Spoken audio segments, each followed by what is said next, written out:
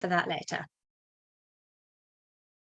Welcome, Kim. Welcome to the group, Menopausing So Hard. Thank you for coming on today. You and I have been speaking about the fact that within our Facebook community, we see women asking about weight loss questions all the time.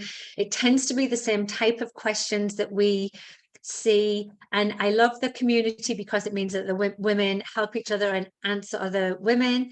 But what we often see when that happens is a little bit of miscommunication, maybe a little bit of misinformation, whether that's intentional or not. And so you and I was discussing this, and we went through all of the questions. Well, actually, I didn't, you did. Went through all of the questions and looked to see what would be the most important questions that people needed answering, and to give them like real valid answers that simplified everything and help them feel a little bit more in control. And so I'm going to hand the floor over to you. I'd like you to just go through. We've done a little presentation for us, and we're hopefully going to be able to do some Q&A at the end as well. So yeah, thanks for coming on, Kim, and go for it. Yeah. So hi, everyone. Thanks so much for having me, Amanda. So I'm a member of this community as well. I'm here in the group. Amanda and I have been friends and colleagues for years. And as a member of the group, I see these questions pops up, and this happens to be my area of expertise.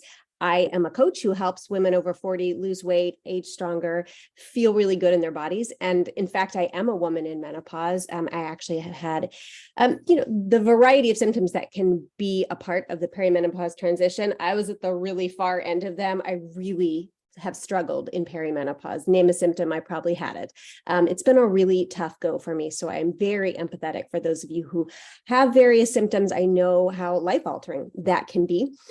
So I'm coming at this from that perspective. I'm also coming at this conversation around weight loss from a perspective of my own personal transformation. I'm not a person who's always been fit. I'm not a person who's always been thin. I struggled with my weight. Look, in my 20s, I didn't really struggle with my weight, but I always wanted to lose the last 5 or 10 pounds, like a lot of people.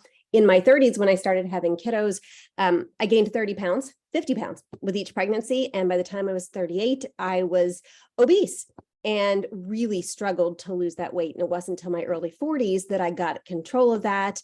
And now I coach other women to do that. And so when I see these questions come up over and over, and as Amanda said, there's some misinformation, and I never think that it's purposeful. I think, you're doing the best you can with what you have, as was I when I was struggling to lose weight. And we hear so many things. And the reality is, especially in our social media saturated world, there are a million people saying a million different things, and not all of it is based in the evidence. And that's what we're looking for, ladies. We want to know, what does the science say? And then how do we practically apply that? And putting those two things together so you have an evidence-based program that actually considers where you are personally, right? That it doesn't ignore you as a person. And that's what we're looking at. So I just went through the group and I looked at what the trends are in the questions, and I'm going to kind of read some of them. And then Amanda and I are going to talk through it. And we'll take your questions. So Amanda, you have the group there. So if people say something you want to stop me and we kind of chit chat through, let's do that.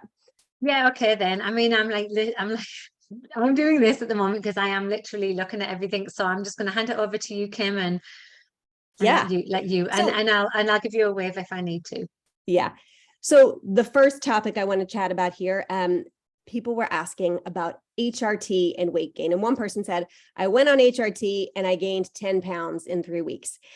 So in the group, drop in the chat if you're like, yeah, that was my experience. I'm worried about MHT, HRT causing weight gain, or I feel like that happened to me. And I want to be sure that as I answer this, that you know that I am not suggesting that what you're experiencing is not what you're experiencing. I totally get that you can start a MHT or HRT. I'm saying it both ways. I know because in the UK, they use HRT, and here in the States, we're using MHT. Either one, same thing. And you at the same time are noticing weight gain. The thing that we know, though, is that the evidence does not say that MHT causes weight gain. And I want you to hear that because it's really important.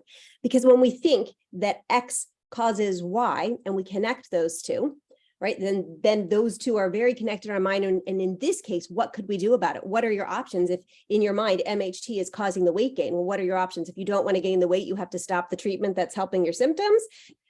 But what's really good to know is that it's not the case. So you can absolutely be experiencing weight gain and start MHT, but they're not actually connected. And in fact, what we see anecdotally, and as a coach for women in this age range, I see it all the time. Oftentimes, with prolonged use of MHT, symptoms resolve and women are more able to conquer their weight loss because they're, now they're sleeping through the night. So they're not having the adverse side effects of lack of sleep on weight loss. They're having more energy. They're able to work out. So if you're worried about MHT causing weight gain, know that the evidence is not there to support that, which is very empowering. You have a lot of say in whether you're gaining weight or whether you're not, with a proper approach to diet and exercise. I would add to there, that Amanda? as well. Yeah. Sorry, I was going to add to that. Like the inverse is true. Women shouldn't go on hormone therapy thinking it's going to help them lose weight. I know you said, and I agree with you, the idea that, when symptoms are alleviated somewhat, you feel like you've got more energy or access to eating better, moving more, and all of those lifestyle things we know that are really impactful. But there is no direct link either between MHT and the difference, by the way, in the terminology. MHT is menopause hormone therapy. HRT is hormone replacement therapy. Really, that's an outdated term because we're not replacing hormones. You're just getting a low level of hormones. But there's no direct studies to show that MHT actually leads to weight loss either. So Absolutely. And I'm not suggesting you take it to abate your symptoms, but if you're taking it because you're having night sweats and hot flashes, that can be a piece of the puzzle for you. Absolutely. If we can break down any of the hurdles that are stopping women achieving their goals, it might be part of the puzzle for sure.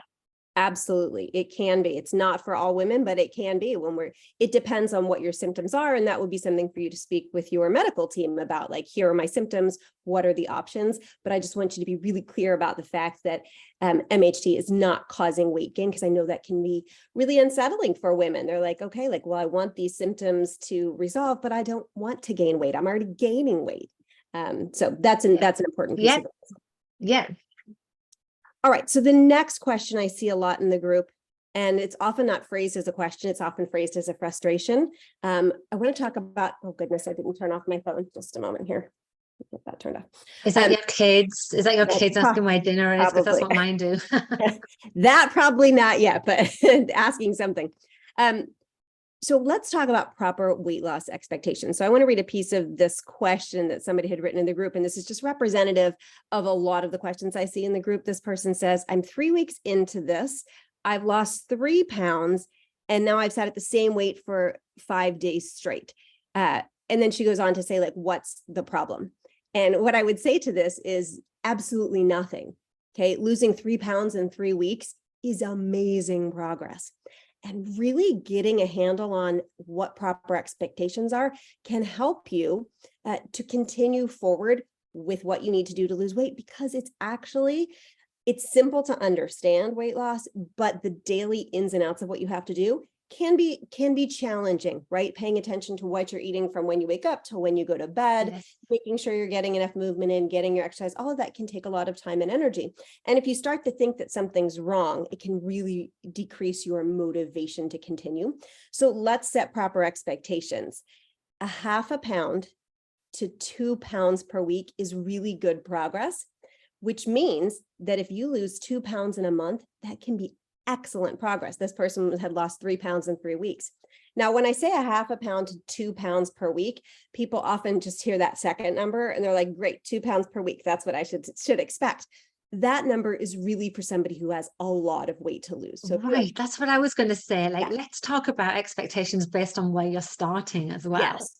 So if you have 70, 80, 100 pounds plus to lose, 2 pounds per week could be an amazing rate of progress for you. And we could expect that number to be quite high.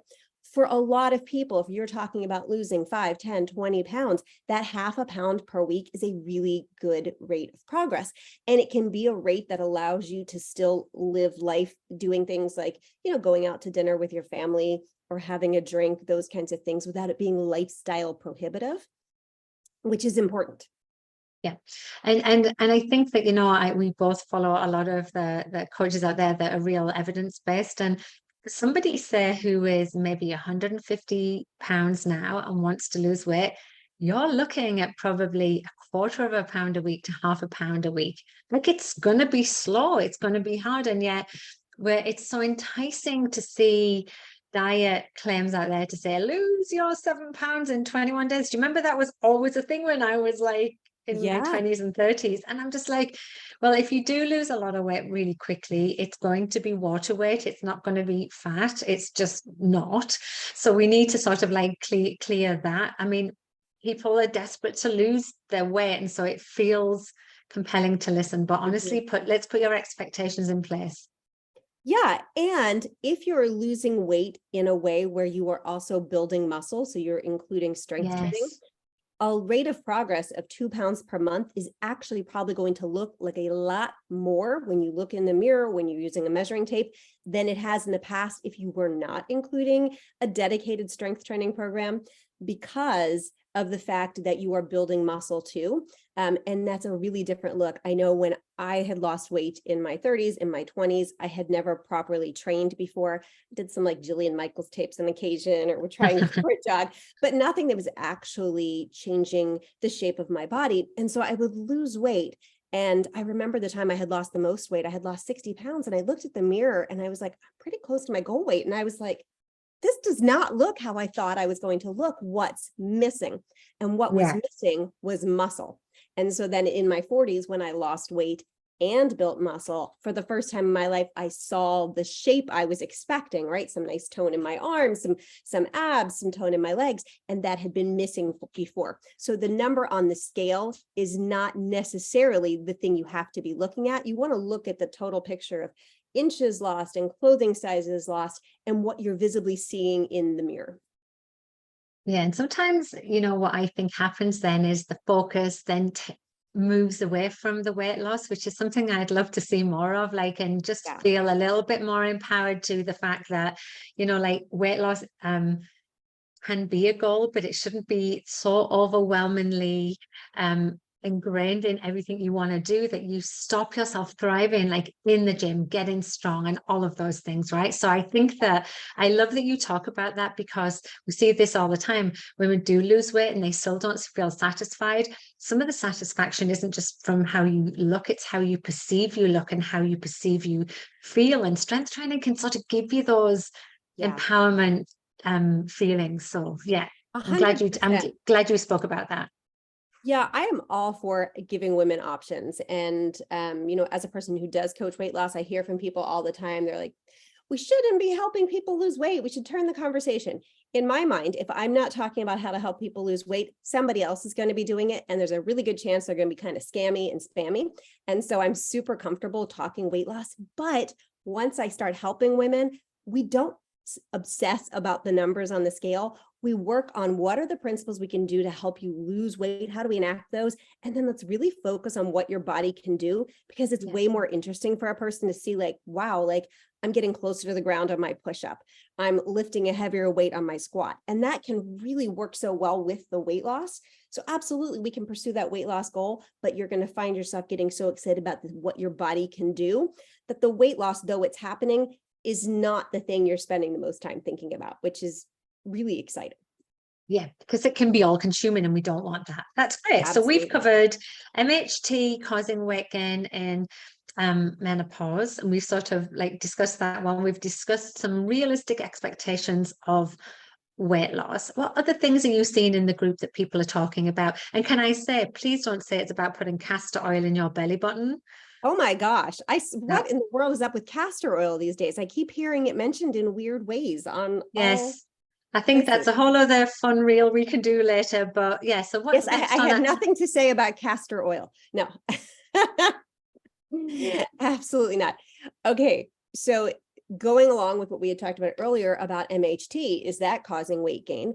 We need to talk about the idea of, is menopause causing weight gain? A lot of questions about that. People ask, like this particular woman said, has anyone had success with weight loss during menopause? Some women have told me, I have to wait till it's over and then I can have the weight come off. That can be a really long time, ladies. I mean, I started in perimenopause at 43. I'm now 53, going to be 53 in a few weeks here. And I'm in menopause now, but I'm still struggling with symptoms. I just recently had my MHT dose adjusted. So telling somebody, yeah, you need to wait 10 years to lose weight, like that's very discouraging. And the good news is you do not have to. And in fact, menopause is not causing your weight gain. That's a really important point. So what do we notice in the perimenopause transition and in menopause?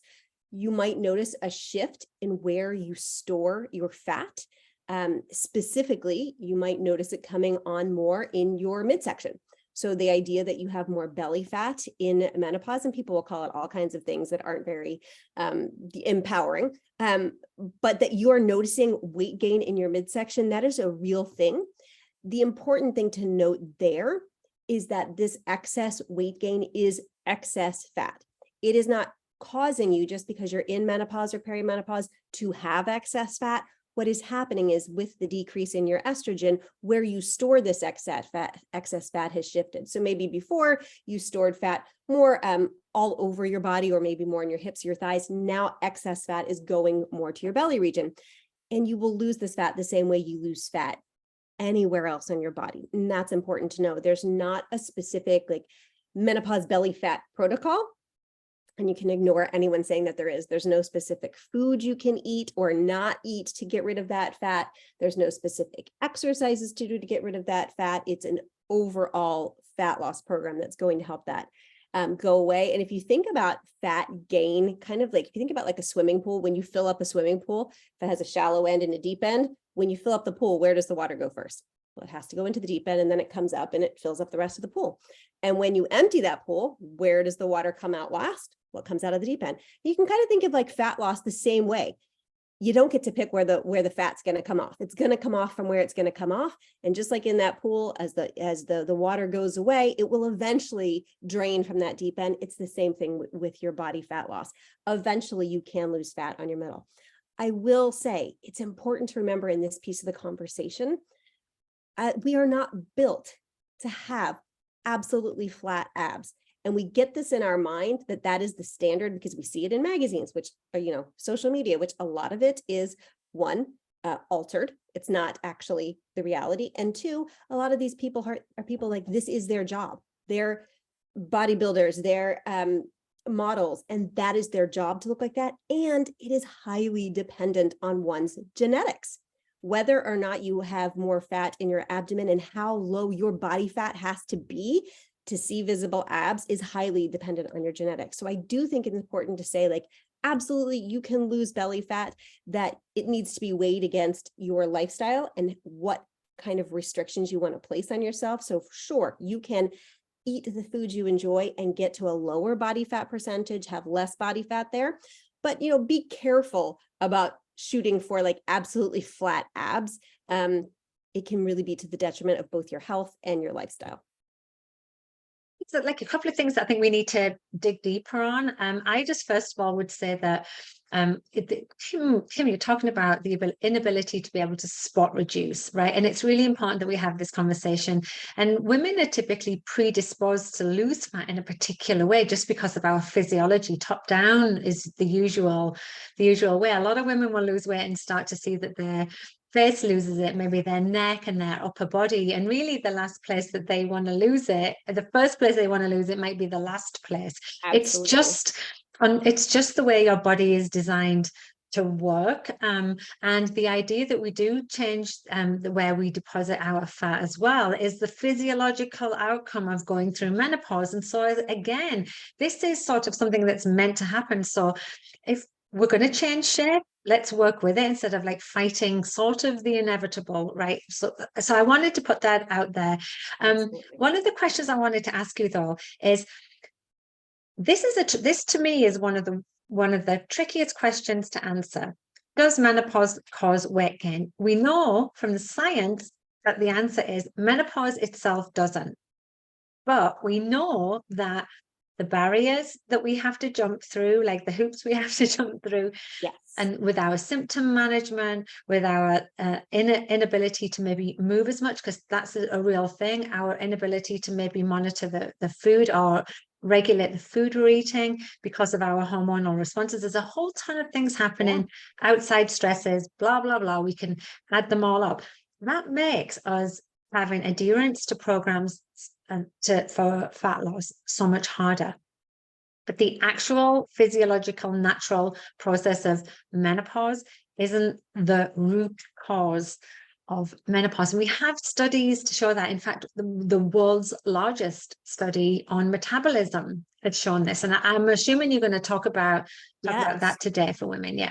Yeah, we'll definitely talk about that when we talk about the idea of, is it age? Is age what is we're going to go there. We can talk about that in just a second. I do want to hit on what you just said, Amanda, because that's the other big change that happens when people are like, well, is this menopause causing my weight gain? So we notice this increase in belly fat, and then we've got to consider what are the extra hurdles that we have that we didn't have when we were in our 30s or in our 20s, all of the things that can come along from both symptoms of menopause. So, with joint pain and the lack of sleep and the low on energy, all of these things can compound to mean, just as Amanda said, that it's harder to adhere to your training program, to your nutritional guidelines. It's harder to have the desire to get up and prep your healthy food. It's harder to, push hard in the gym if you're low on energy and your joints hurt. So these things absolutely come into play. And then we also think about what's happening in this life stage. Often a lot of people have more responsibilities.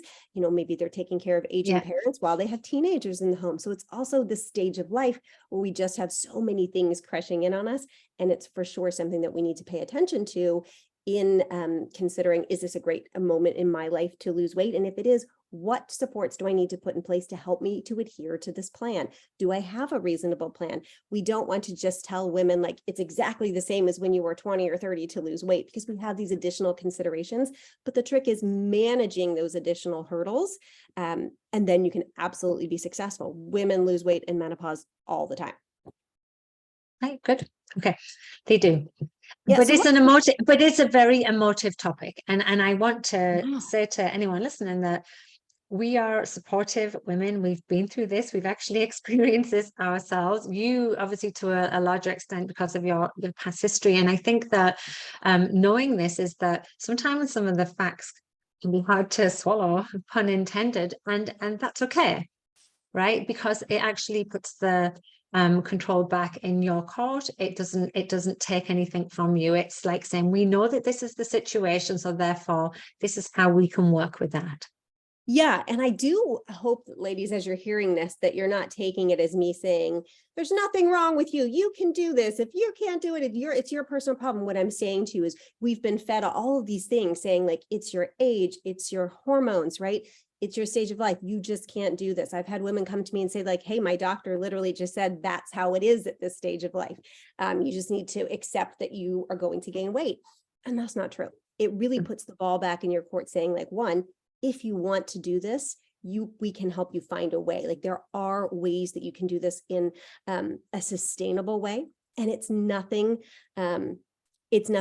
magical. There's not a special formula at this age. The real particular thing that helps a woman in menopause, in midlife to lose weight is one, understanding and believing that she can do it. That's so impactful. And then number two is really considering what the additional hurdles you have right now. What about lack of sleep? Because sometimes you can do things to help abate your symptoms. And sometimes those symptoms linger. I work with women who've been low on sleep for 2 and 3 years at this point. And so they don't want to just wait until their sleep is better. And so what we do is we work with, okay, how can we help you while you're low on sleep to still be able to exercise, to still be able to eat healthy? What tools can we put in your life to help you to still do those things, right? So we work with what's happening, versus just throwing up our hands and saying it can't be done right now. Yeah. But let's talk about this age piece. So Amanda alluded to the fact that there was a really big study done about metabolism as we age. Been two years ago now, August 2 years ago, Herman Ponzer and his team did the study. They looked at a really large body of data. It was over 6,000 people they looked at in the age of from 9 years all the way up in not 9 years, 9 days, all the way up to And people. yeah, babies. Babies, like brand new Yeah. babies, all the way up to people in their 90s. And they Yeah. looked at their energy expenditure and what was happening with it.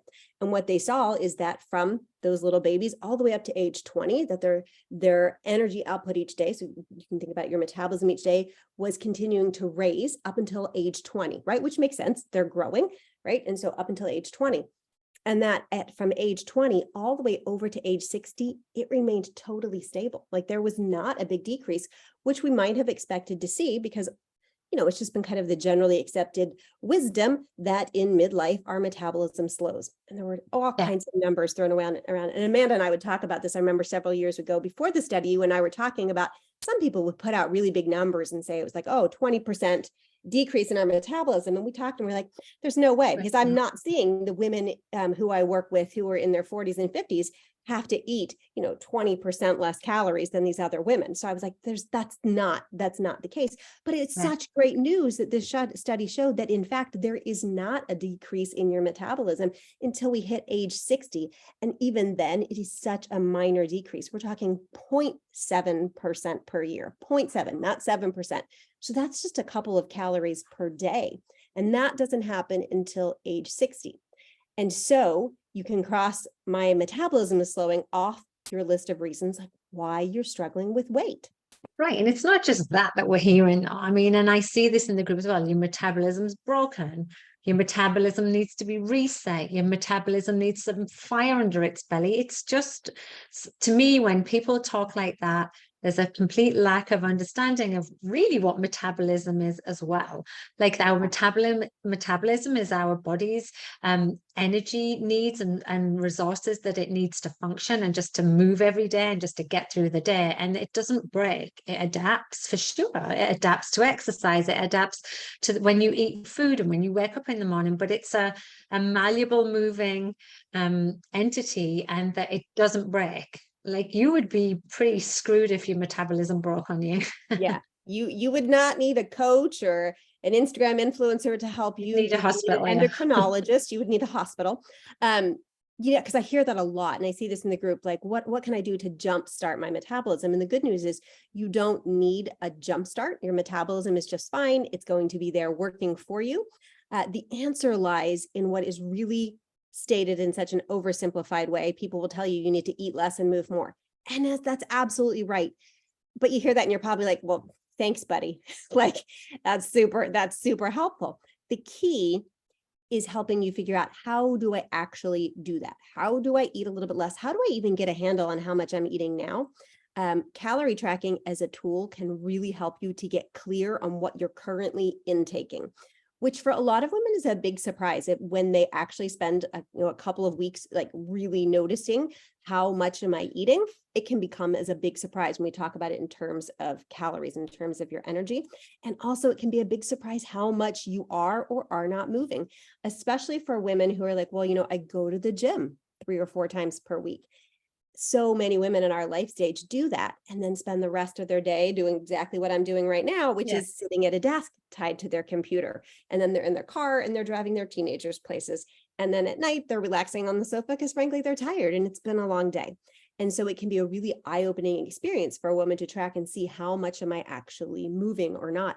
When I was in my mid-40s and I transitioned from being an in-person fitness coach to being an online fitness coach, it all of a sudden dawned on me one day that I didn't think I was moving very much. So I put a step tracker on. I was getting like 3,800 steps a day because I sat at my computer all day. I wasn't in the gym anymore. And I was like, how can that be? Like, I'm a fitness professional. How am I only moving 3,800 steps? Like that classified me as sedentary. So it can be really eye-opening to get a handle on those numbers. How much am I actually moving? Because you might identify as like, I'm an active person because, I do go to the gym 3 or 4 times per week. But when we look at a person's metabolism, one of the places that there's just so much room to have impact is in what is called your NEAT, your non-exercise activity thermogenesis. These are all the calories that you use in activity outside of exercise. And the room, I mean, that's a huge part of your metabolism. It's like 15%. And there's so much room for that to grow, because if you think about how much time you spend just living your daily life versus in the gym, getting active in that time period can have a really big impact on how many calories your body is actually using. So yes, it comes down to eating less and moving more, which is good news, because it's not a special exercise protocol. It's not like you need to do this exercise, or you need to fast, or you need to, and we'll talk in a minute more about this, about what's best for weight loss. But the point I want to drive home here right now is what the research shows us is that our metabolism does not decrease with age, which again, does not mean you're not gaining weight. I'm not trying to tell you that you're not, but it's not because your metabolism has decreased. And that's really good news, because again, the ball is in your court. If it's not your hormones and it's not your metabolism, it is things within your control. And I just want to touch on the eat less, move more. Like, just to clarify, I mean, and Kim said it so well, we're not saying you need to over exercise and under eat. That's a really stupid idea. And this is what influencers are having us do out there. And when you have people targeting midlife women and saying we should be eating 1,200 calories a day and exercising 2 hours a day every day, like, it really logically makes no sense. And so what we're saying is that this statement, like, is all about energy balance, right? It's all about, like, this is how many calories you need to function and get through your day. If you want to lose weight, then the chances are you're going to need less calories. And if you want to aid that along the way, then you need to use some of those calories up by moving more. And so to do that in a really intelligent and sophisticated way is very different from over exercising and under eating. Absolutely.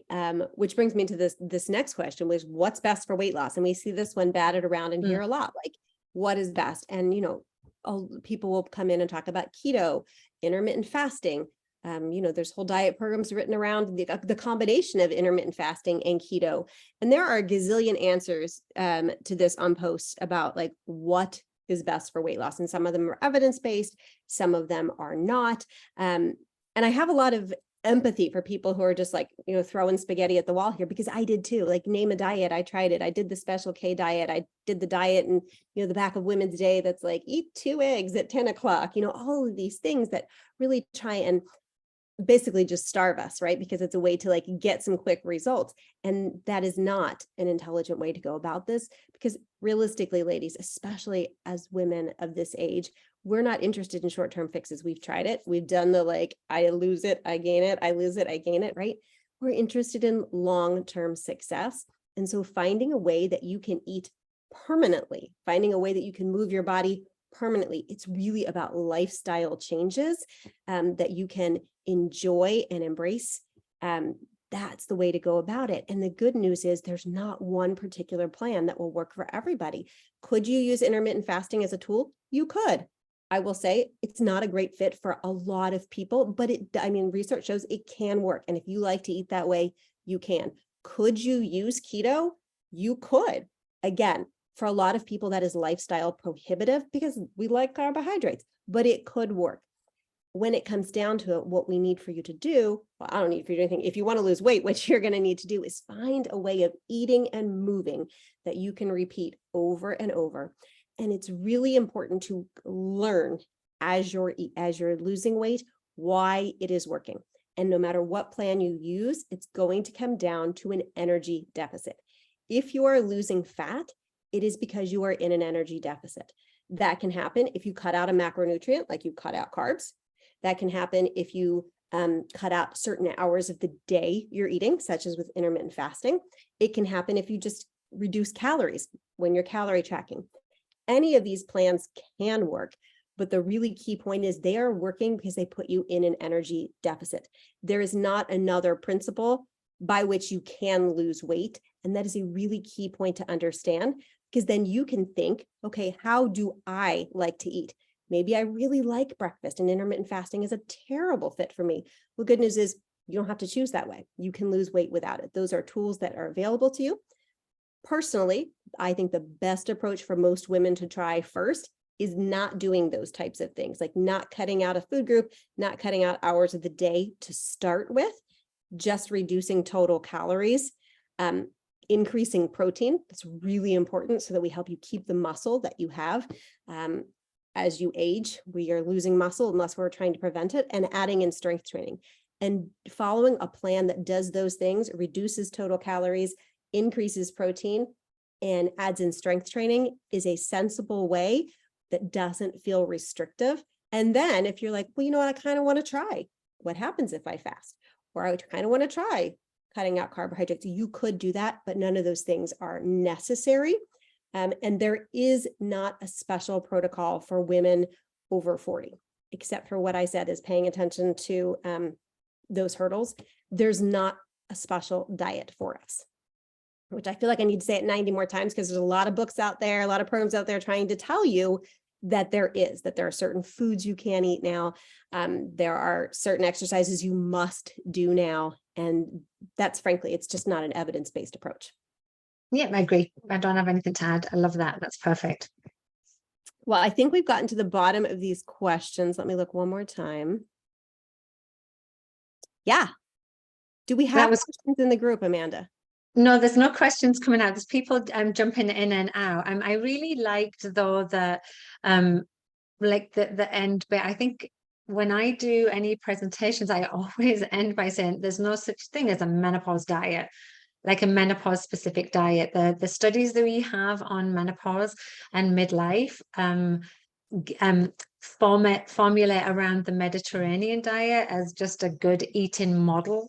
But even then, you don't have to follow that to the letter. I mean, some women don't want to lose weight; they just want to be healthy. And so the idea of having like enough protein to support your body as you age, you tend to need a little bit more. And especially if you're strength training, we need increased fiber, right, Kim?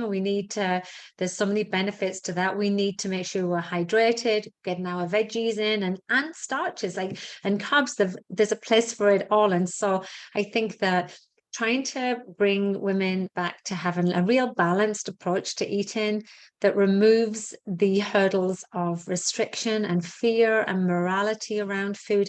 One of the questions I was going to ask you is, do you see that still in your work, that women really have the good, bad mentality, or the I'm going to eat clean because for some other reason they're eating dirty the rest of the time? Absolutely. And this is something that I really spend a lot of time working with people on. I mean, it just comes out of our mouths so easily. The women in my group, they'll be like, well, I cheated this weekend. And that's an opportunity for me to be like, well, let's unpack that a little bit. What would make you say that what you did this weekend was a cheat? Tell me about it. And so really, absolutely, people think of food in terms. Yeah, you slept with your neighbor's husband, did you? Yeah, exactly. Is that what we're talking about here? Yeah. And so I do think even if a woman be like, oh yeah, I don't really view food in terms of good and bad, when they get down to it, they do think of like, oh, I was bad today. I cheated today. I shouldn't have eaten this food. And I think it's a really important piece. And it's so prevalent in women of our age because we grew up just entrenched in diet culture, right? And we've been through the you can't eat sugar craze, and you can't eat carbs craze, and you can't eat fat. Like all of these things, we've lived through all of them. And so they've piled up in our brains, and there's a lot of fear around certain foods about like, if I eat chocolate, if I eat candy, like, is that bad for me? Is it impossible to lose weight? And so really unpacking that and helping women see like, if the bulk of your diet is fruits and vegetables and lean protein, single ingredient nutritious items, there is 0% negative that's going to happen in your life by having a candy bar occasionally, by having some cake, by having a piece of pie. All of these things aren't cheats. They're not bad for you. Really, we have to look at the dose of these things. Now, I will tell you, when I was in my 20s, I had my diet so flipped around. I was living on like noodle roni and Milano cookies. Like that was the bulk of my diet. I didn't start eating vegetables until my 40s. And so if you're listening to this, I tell you, zero judgment from me about the fact that you think certain foods are bad for you, because like when I went through this stage in my very early 40s where I was like, I'm just going to eat clean food. Well, I didn't really like any of that. So I was kind of starving myself for a bit. And it took me some time to wrap my brain around the fact that like, wait, I can still eat a Milano cookie, and that's not necessarily bad for me. It's a great thing for me that I'm eating 2 today and not an entire carton. So there is room for all of these foods in your diet. And whether you're coming from a background of you typically eat a lot of junk food, or you're coming from a background of you typically eat really clean, because I see both of those people wanting to lose weight. There's room for you to have all of those type of foods and get the education you need. Because people who come to me and they're like, I'm a clean eater, why am I not losing weight? It comes down to you're still having too many calories. And those who are really heavily entrenched in that, I eat out a lot, I'm eating fast food a lot, I don't really eat vegetables a lot. You can still have some of those things. We need to get the total number of calories down. And then we need to start helping you figure out, like, all right, how do we eat just a little bit healthier today and a little bit healthier again next week? Like what foods can I find that I like that aren't McDonald's? And it's a growing process, but you can absolutely do it. And frankly, you can lose weight now while you're making those bigger changes. You don't have to completely switch your lifestyle to the Mediterranean diet and then lose weight. You can make those changes a little bit at a time.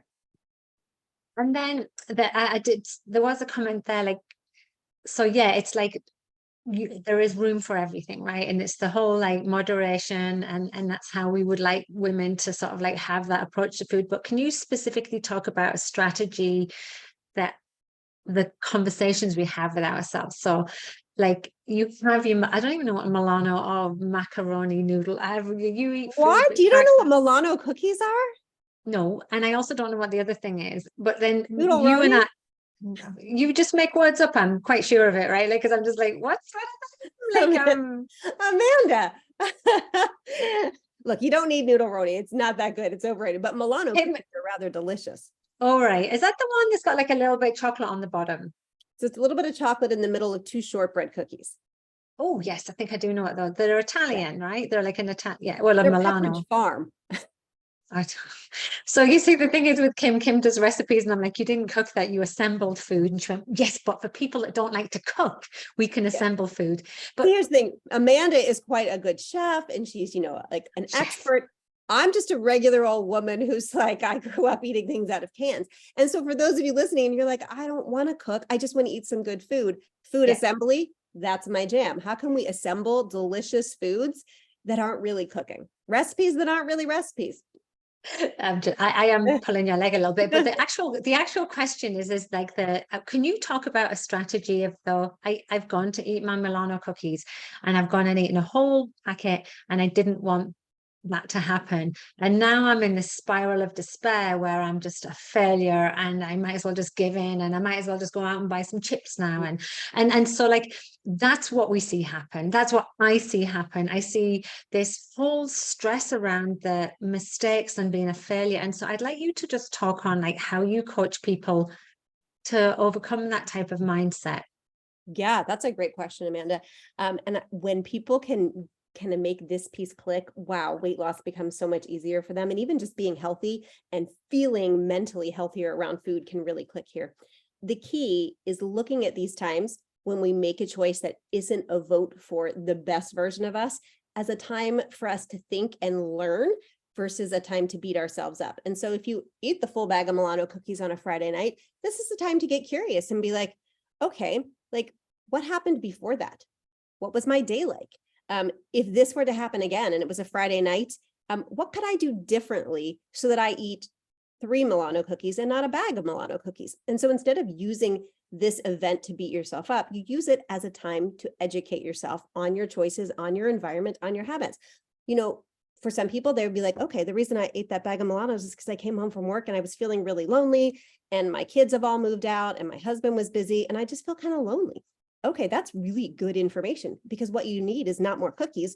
What you need is something to help you feel less lonely. And so then you can strategize around like, oh, like maybe I need to make myself plans for a Friday night with a friend, or I need to join a club, or I need to there's so much at the root of why we eat when we're not actually hungry. And so we can use that as information. Or maybe you came home and you just ate the cookies because like you'd had a stressful day and it felt good to eat the cookies. And so you can think of ways to be like, all right, the next time I'm feeling stressed, if I don't want to eat a bag of cookies, what could I do? All right, like here are 5 things I could do when I'm stressed. I could walk my dog. I could actually go to bed and take a nap. I could, Marco Polo my friends. You kind of come up with this little menu of things you can do. So the point is that you think about these occasions where you eat too many cookies, or you skip the gym. And instead of beating yourself up with it, you get curious about it and you ask yourself, Yeah. like, okay, that presents itself in the future, what will I do differently? How can I change that?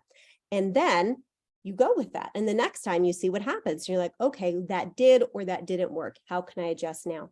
And just understanding this is a process. This is practice. Practice is such a key word. Yeah. It can be a word that can really like release pressure, because it's not a pass fail. Like when you're trying to lose weight, it's not a pass fail each day, each event.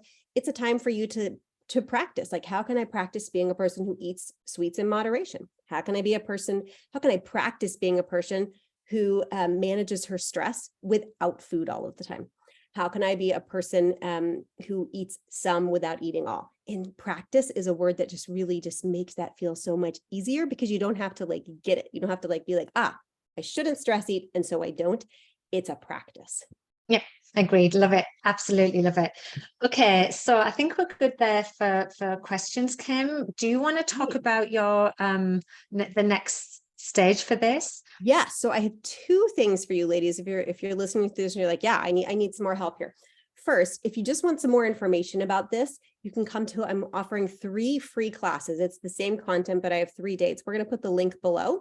I'm doing a class. It's a master class on the midlife fat loss formula. And as you heard here today, it's not going to be any kind of super magical formula. These are going to be 6 practical steps you can put together to help you lose weight. So that's an educational piece. It's totally free. It's happening the last week of August. We're going to put the link below. You can register and come.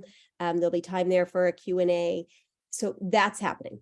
If you're like, okay, I feel like I have the education, like I just need help actually doing this stuff, I'm opening doors next week to my Fitter After 48-week program. This is a time where I get really hands-on with a group of women, all women over 40 who are looking to lose weight, improve their relationship with food, and get stronger. It includes a nutrition program. It includes an exercise program with weights, with me coaching you through all of these things.